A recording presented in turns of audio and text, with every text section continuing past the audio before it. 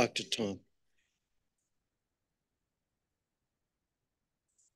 Yes, I mean, you can start whatever you want. John, when the time comes, if you want, I can walk around with a microphone. If you got somebody else to do it, that's okay too. Oh, okay. You mean for questions? Yeah. Yeah. You got another plan? That's okay. No, that's good. That's real good. I didn't know if they did that. Yep. Would you like the questions submitted in writing in advance? No, just with the photos.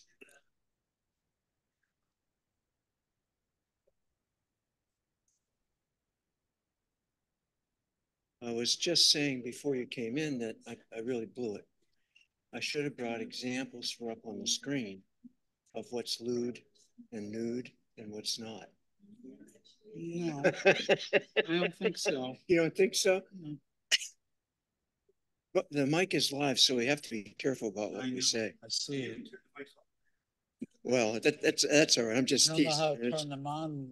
Yeah, there's a little button on here. It's okay. That thing. Right, this here, they're on now.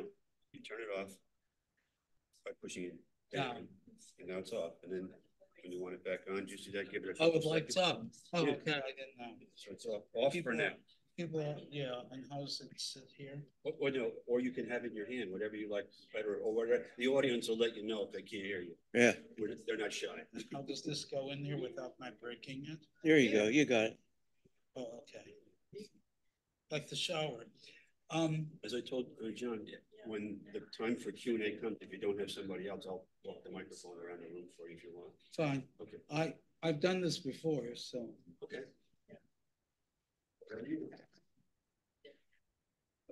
Oh. You heard the rumor that Bernice Hummel is going to be, as soon as we make a mistake, we'll leave and Bernice Hummel will take over. She doesn't need an interviewer.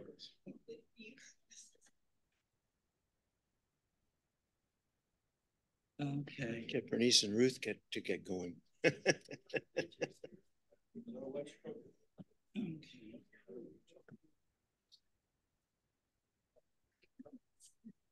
Well, you don't, you'll just say what you want to say. And I'll interrupt you when I want to backtrack. Because sometimes you're going to say something and I'll say, wait a second, before you go there. Okay. But you. Yeah, I got this stuff just about that. I'll do a little intro too. Okay. It turns out every time there's somebody who says, I didn't know about Council Connection. What's Council Connection? It's interesting. Oh, and don't forget the fire escape. Oh no, do I have to do that? Yeah. My attitude is, if the fire alarm goes off, what do? Run. Do we have to do that before every single meeting? Yeah, I know. Or most people just say, say, remember. You know what to do. Well, yeah, what most people do say is, you know what to do if the fire alarm goes off.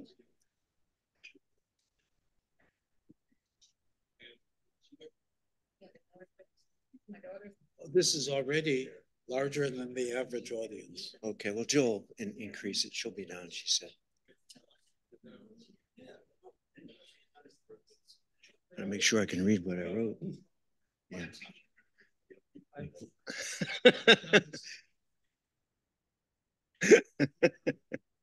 Yeah.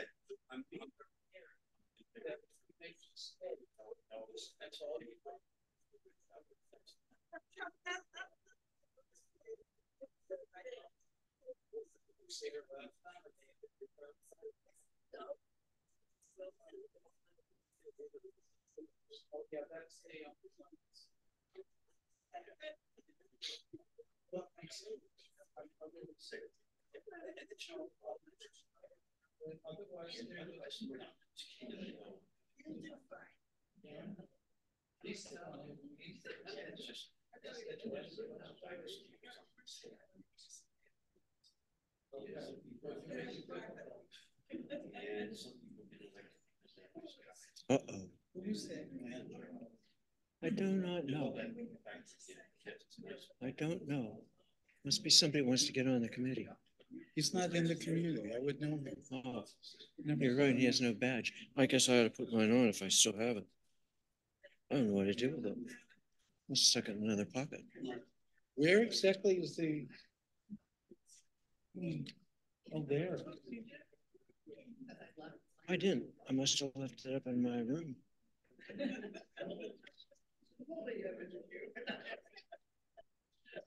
Oh, there it is. It says it's being recorded already. Yes. So it gets to see the bald spot at the back of my head on a regular basis. Okay. Doesn't much change anything.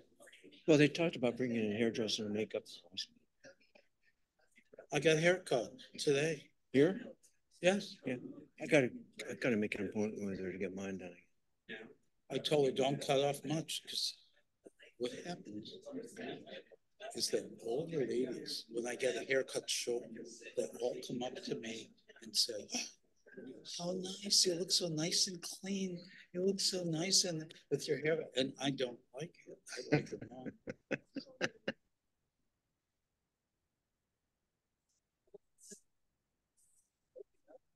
Yeah, Well, we're starting in 4 minutes. I know, I was in another meeting, so I had to step out. There's nothing. It was all set up. No, I appreciate it. where is she? Is the administration putting that map up of the new? Where are they putting it? Yeah. She said that she was going to send it to everybody via email once, but then they were going to put it in the monitors, Yeah. They are replacing those monitors. I don't know. Oh yeah, yeah. And but I assume that They're going to put up on whatever it is online on the council connections or whatever it is. No, it's not on Council Connect. Not kind of the connection thing on Woodland Fund's website. Connected Living. Yes. Connected Living. Is she going to put it there, you think? Yes. Okay. Okay. And the problem is that not everybody gets on the Connected Living. Well, just got on a little while ago. Yeah, I got on about an hour ago but I didn't have time to search. Yeah, I lost track of that and then I tried, I couldn't remember what password to use. Woodland. They're supposed to update that Connected Living. Okay. Software piece. Okay, soon? It's a relative term. When they build a new building. Once the building is built. Yeah. No, I think my understanding. Okay. Anything you guys need, just remember to speak close to the mic because otherwise it doesn't get recorded properly. People may hear you here, but the recording goes to a different interface. Okay. So, all right.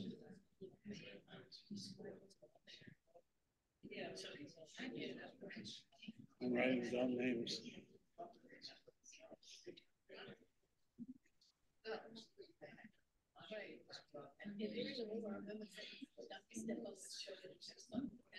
Hi.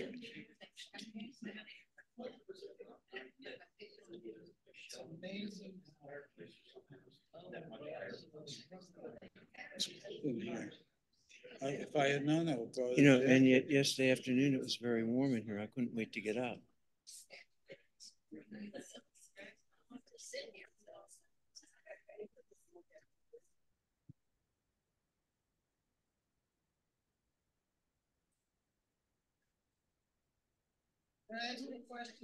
No. In the ears section.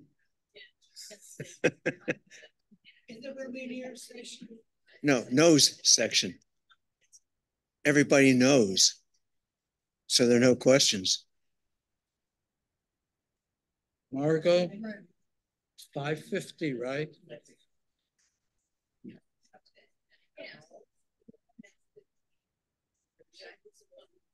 Right.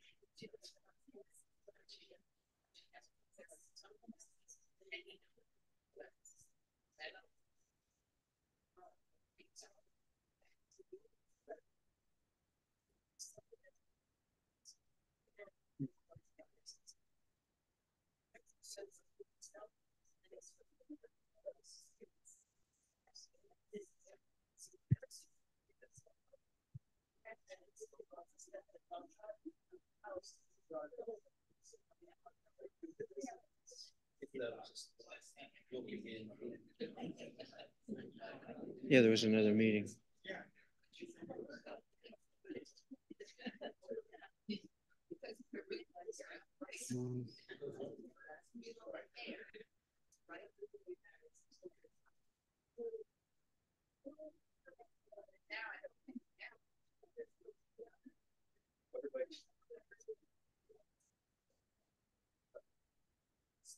$17 people, right?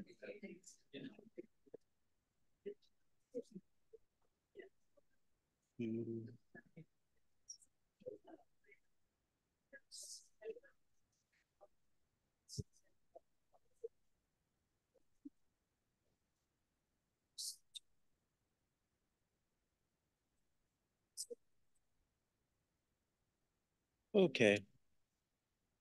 There's nobody in the hall.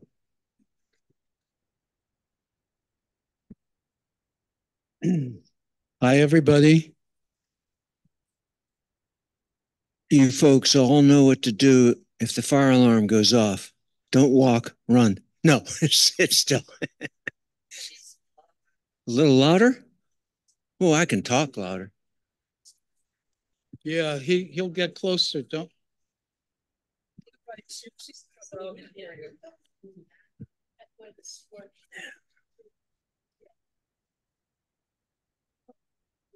How's that, Yakov? That better? Okay. Okay. Hi, everyone. Welcome to Council Connections.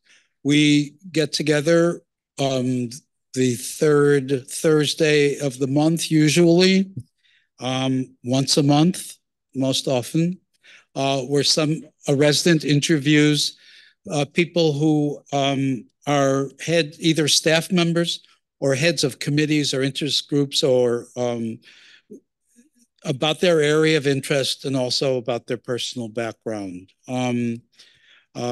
Some people in the past who've been interviewed are Bernice Hummel about the memoir group, Ruth Fialco from Dining, and some of the interviewers have been Halima Hassan and Carl Rodman and George Brown and Dave Smith and Yaakov Pittman, who's in charge of Council Connections. And next month, a month from now, Rob Dunn will be interviewed by Yaakov in anticipation of Earth Week. Meanwhile, today, John Ortner, who's the head of the Design and Decor Committee here, has been gracious enough to be willing to be interviewed. John, how did you get involved with the Design and Decor group in the first place? I accidentally went to a meeting. No, I had a question about hanging art. So I went to the committee to get an answer, and they didn't say yes and they didn't say no. So I went back the next time and ended up being the co-chair. And then I went back the next time and Vicky resigned. And then I said, I'm just a temporary. I'm the vice chairperson, and I like vice. But any rate, they said, no, you're it. So I'm it. So I'd like to talk a little bit about the Decor Committee and what's happening and where we're at right now. And I want to really thank all of you residents and those out there in the real world who put the labels on the back of their artwork. It's been a big help, a really big help in the committee's ongoing project of labeling the art and photographing it throughout the building. But if you haven't done it yet, you can still do it. So all you need to do is put a label from your mailing label on the back. If you know that you want more information like the artist, then you can put that on too. But it really speeds up our work. And at this point in time, we're almost 100% done with all the wings. We haven't done the third floor hallway from right out here at the art room all the way down to the library. That's our next thing, but Could you explain what the project is that you're? We take photographs of it, and then we make the labels that you see on the walls and update them more. We also make mistakes, so we find out we're correcting spellings of people's names and artists and things like that. So it's one of the things that we do. Pardon? Okay, I'll talk. I'll talk a little louder. You can't hear anything? Okay. Pardon? Okay. All right. I'll talk a little louder and right into the mic. Last time I did that, I got all kinds of feedback. I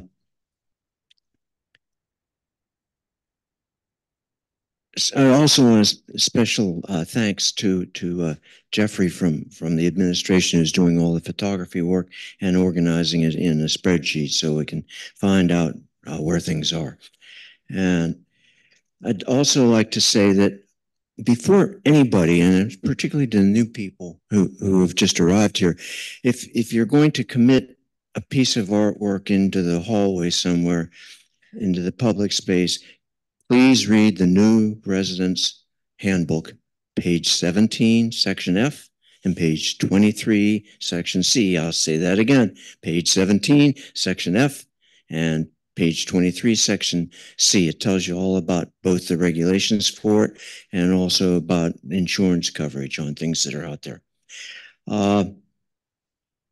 Also talk when you do that with your family members. If you know, like my son, he doesn't want anything that I put out there. Right? So I don't have to worry about whether it's a gift or a loan or anything like that, because he's not going to take it when I go away.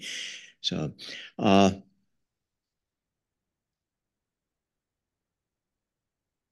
can you tell us about the monitors? I think yes, people don't know about the monitors. Generally speaking, there are blank walls in halls areas that still have nothing on them. And there's a reason for that, and that is most likely it's new people moving in who may want to put things out there, and I don't, and the committee doesn't want to put stuff up and then have to take it down again. So it's we're leaving some of those areas empty, and if you're unsure about what to do with artwork, then you can check with committee members, or you can check with what we're working on now, a group of hall monitors for each floor and each wing in each hall, and we'll be getting them and brought up to snuff on it, including that wonderful page 23, section 3 stuff. And then once you get something approved to hang, or you're sure it's in your space and you don't need approval, I'm here to help. Wayne has hung enough stuff, and Margaret does a good job at it. And you can always do it yourself if you're really good with a hammer and nails and aren't going to make a big mess of the paint job that's up there now. So it's that's very important. And family members, that's one person in our hall had a family member in it. They just hung all their stuff up, and I was away for the weekend. I came back. Oh, that's neat. What's that?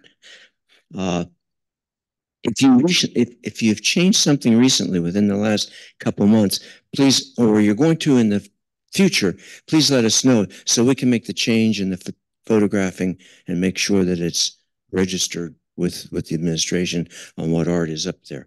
And if you want to contact me, the best way to get a hold of me is through email. If you stop me in the hall, I'm going to go 5 steps down there. I'm going to have forgotten your name and what you asked me to do. But if you get me on an email, and it's in the directory, I will get back to you probably sooner than if you stop me in the hall, because I've forgotten. And it's not that I'm mad at you. I just forgot.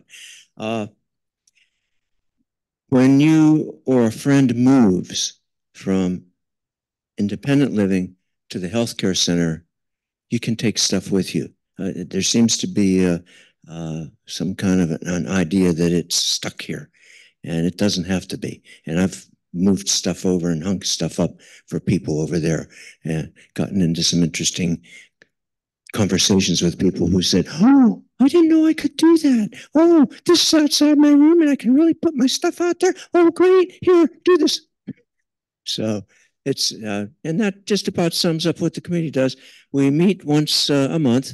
Normally, it's the first Thursday of the month. Next, this coming one, I think we're going to have to change because there's a Shalom Space event on the first Thursday at that time. So we may adjust it for another week or something like that. But men especially. Yeah, right. No, you are very welcome to come to the committee. That's how I got on. I thought this is cool. There are no guys on this committee. I've got all these chicks to myself. So that's why I went back to the third meeting, which I should have done. So eventually, there'll be a public record of all the art that's hung everywhere in the complex. And so we won't have the embarrassing questions that we've had, at least on my floor. Oh, this is hanging here. Does anybody know who did this? Who donated this? Is it somebody who lives here? Is it the relative of somebody who used to live here? Is it an artist known by God knows whom? Slowly but surely, we're trying to account for all the art, and it's quite movable. I mean, if it turns out you want to have something moved somewhere else, just check with your neighbors or check with the monitor for your floor, and it'll work out. There's not too much art, although maybe over there. I'd like to segue to asking some questions about what brought you into the position you're in today. Where are you from originally, John? Well, it's a convoluted story. I was born in Pittsburgh, in a hospital in Pittsburgh, but it would be like being born in New York City and my family living in Poughkeepsie. And we lived in Rochester, Pennsylvania, which, like New York and Poughkeepsie, Rochester is up. You go north on the Ohio River out of Pittsburgh, and you come to Rochester. And I was there until I was in between second and third grade, and then we moved to the northern western Pennsylvania, a town called Corey. And I had two lives. When I was born, just before I was born, my parents realized I had two sisters, and there wasn't going to be enough space in the rooming house that we were staying in Chautauqua for two daughters and a son and two adults. So my parents decided we'll buy a place in Chautauqua, and they went out and bought. That's an interesting story. If you ever get me on dinner table, that's a really interesting story of how they did it. But and they bought a house, and we stayed there. And I had two lives. I had a summer life and I had a winter life. And all my summer friends and all my winter friends were two separately different groups. And the only thing that for me that was the same is that I was a musician in both places. But all my musician friends in Chautauqua were totally different from my musicians friends in Corey, Pennsylvania. What kind of music? Mostly classic. I played in the student symphony up there for, I don't know, 12 years. And I played French horn. Yeah, I went on to Oberlin and majored in music education. And that I was in Chautauqua until after I graduated from college, and I moved out to the University of Denver, where I got my master's, and where Jill and I got married. And then we moved back at that point in time, I came back to Piermont, down the river here. And I taught strings full time there for a year and a half. Uncle Sam decided that wasn't a good enough excuse for me not to be in the service. So they drafted me, and I went down to Staten Island and auditioned for the Army bands. While I was in Denver, I auditioned for the Air Force Academy band. My father thought I got in, but I didn't quite make the final cut.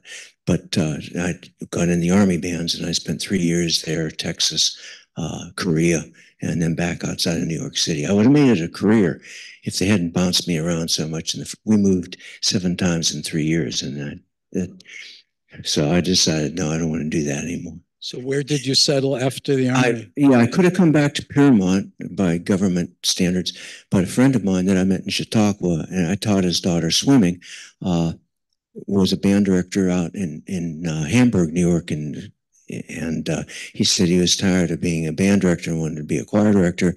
And he went in and talked to the superintendent and say, hey, this guy John's pretty good, and he's getting out of the Army. Will you hire him?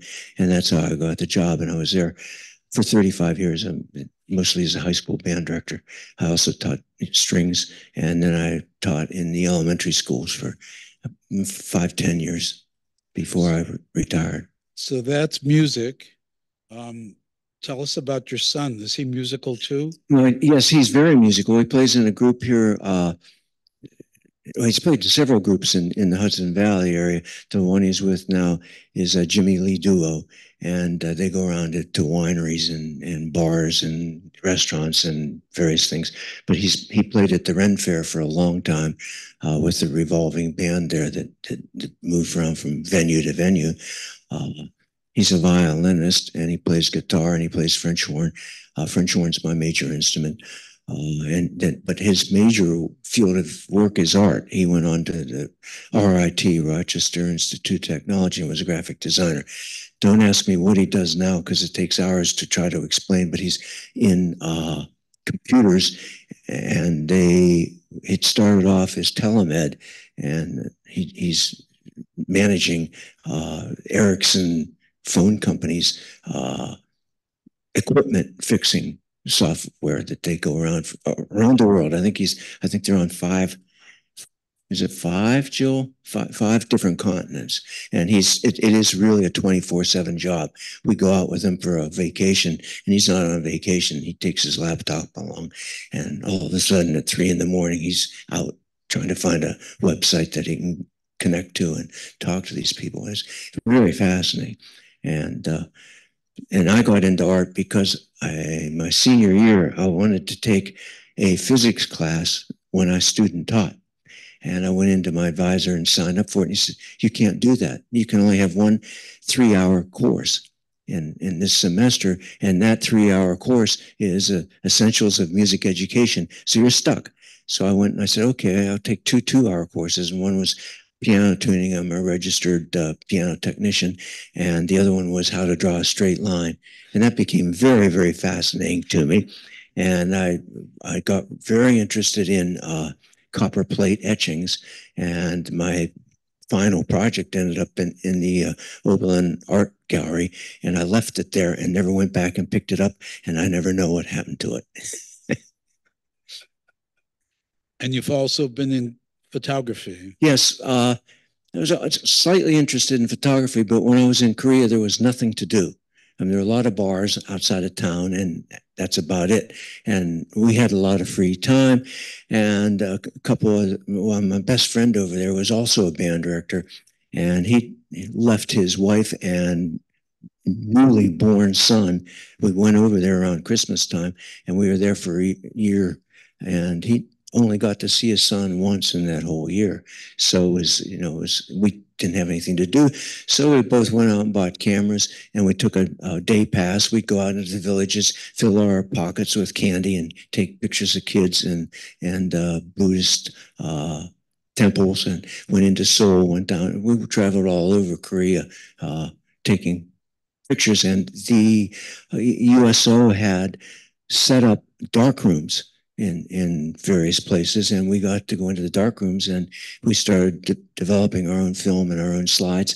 And I got very interested in it when I moved to our permanent home in Hamburg, New York. I set up a dark room. That's probably one of the big disappointments when I came here. I realized I knew there wasn't one, but I didn't realize that there would be anybody else that might be interested in it. And I walked into the art room and said, hey, there's this cool place back here where they had the kiln. And I've met a lot of photographers. And I think if I brought all my equipment along, we'd probably have a dark room in there now.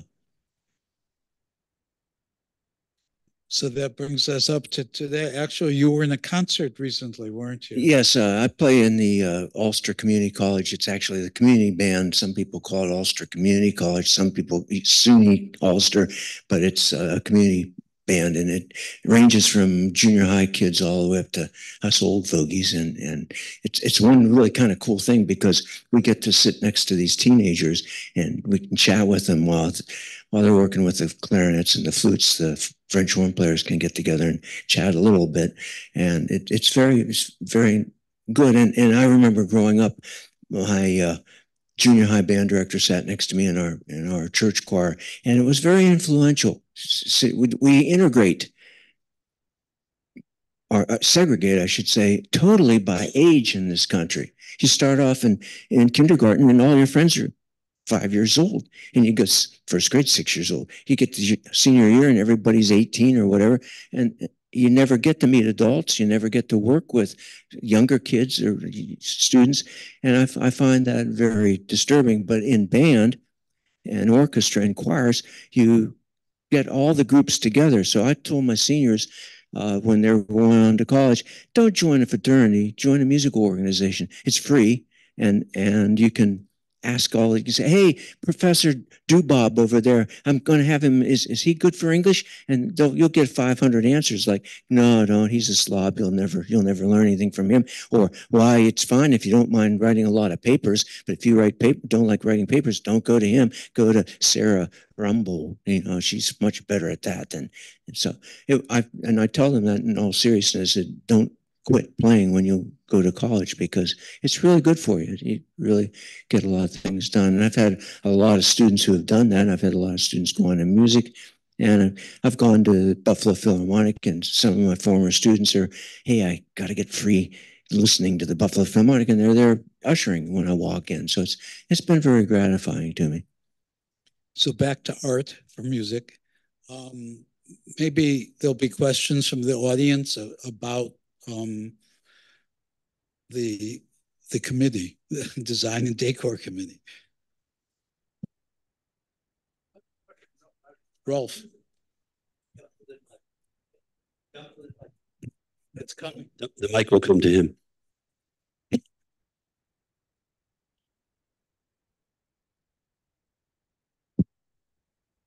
You play the French horn. Now, what makes the French horn so difficult to play compared to a trumpet or a trombone or some other instrument? What's really the magic difference? You look at a trumpet, and the tubing in it's pretty small. And you look at a tuba, and the tubing in it's fairly large. The French horn is as long as a tuba, if you roll them out, but the tubing, when you start, is smaller than the trumpets. And so you're playing in the very high overtone series partials, and therefore you can hit a lot of notes with the same fingering. I can hit in the upper range, which we usually use C, D, E, F, and G without using any fingers. So when you go to attack a note that some composers think, "This is really cool, I'm going to put you on a high F," you got to guess where it is. And so you really have to work hard at that. And the range is incredible. I think it's about a 4-octave range. My neighbor upstairs can probably attest to the fact that I go from low to high and ugly sounds for hours and play scales that cover those things for hours. And my wife usually goes out and finds something else to do, like walk. Thanks. I'm surprised that you didn't follow physics. I mean, why? That class that I wanted to take my senior years was what they called poets physics, and it was a 4-hour course, and it was designed for physics people who didn't want to major in physics.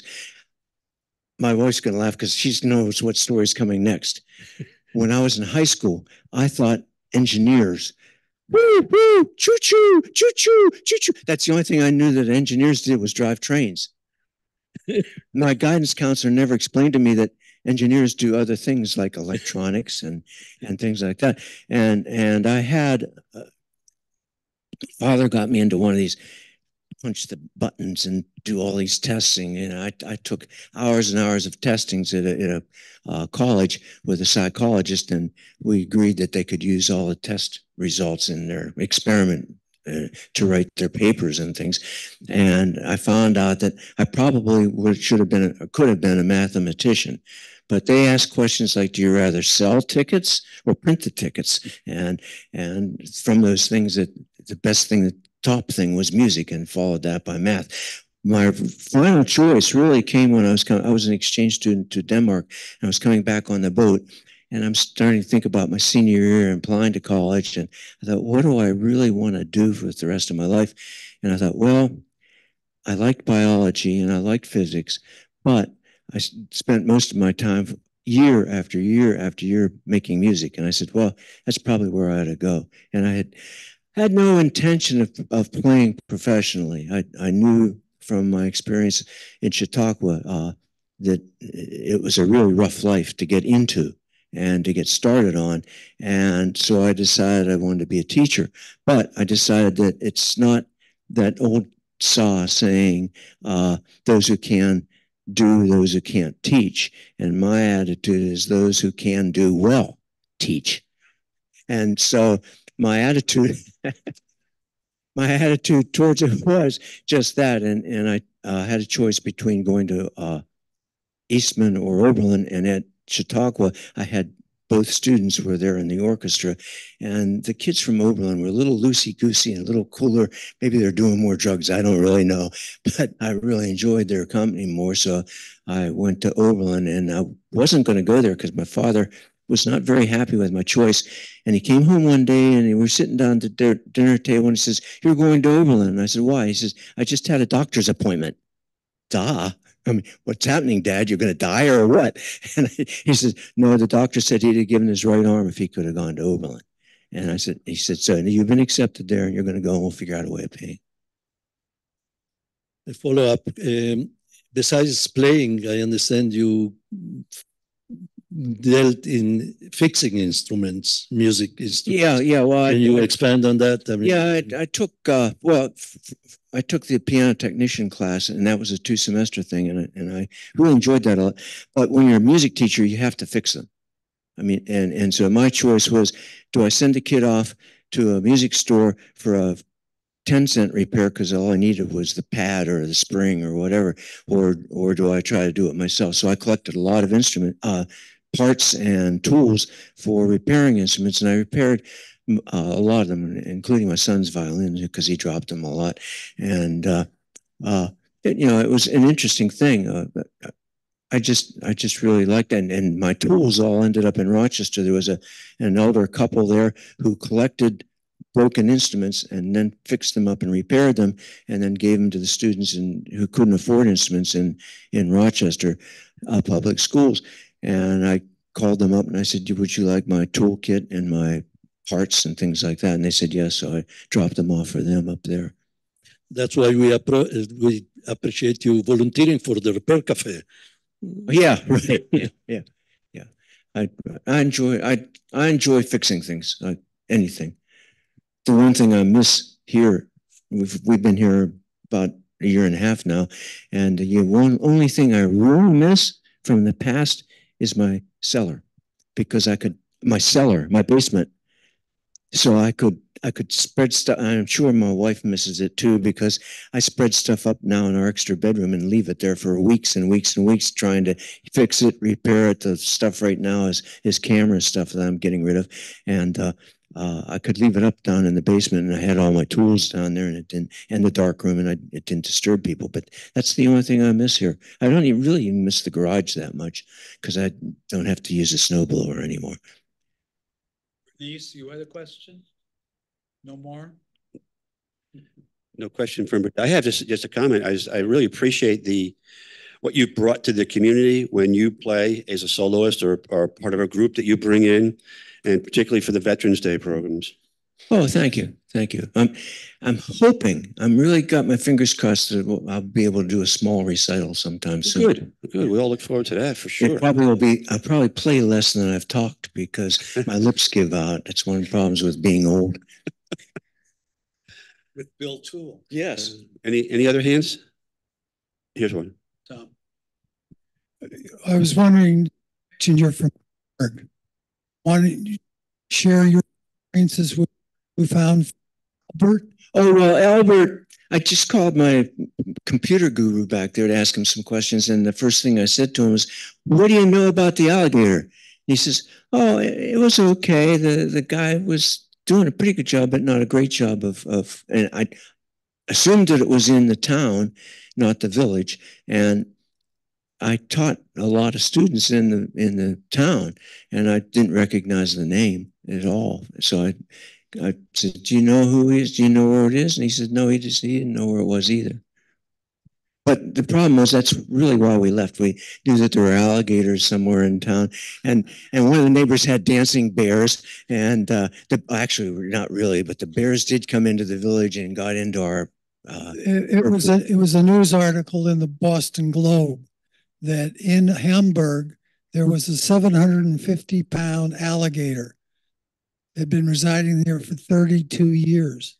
Yes, And yeah. the gentleman allowed people to come in and Go swimming with it. Yes, yes. Children. Yes. Swim with them. Yeah. Yeah. So I thought, John from Hamburg, Someone here suggested we move it down here and put it out in the pond. that or to the shoe factory. Any more questions? Anybody else? Any final comment, John? No, not really. Just once again, thanks for all the people who did help with everybody that labeled their pictures really was a big help, and the committee was a very big help, and the art appreciation here is incredible. I kind of have to give up my secret. I go out and do this hanging in the middle of the night because if I don't, there's a big crowd around saying, "Oh, I think it should go over there a little bit more. Oh, I think it should go down there.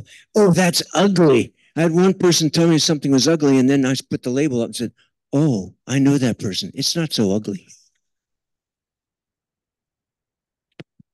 Thank you, John. You're welcome.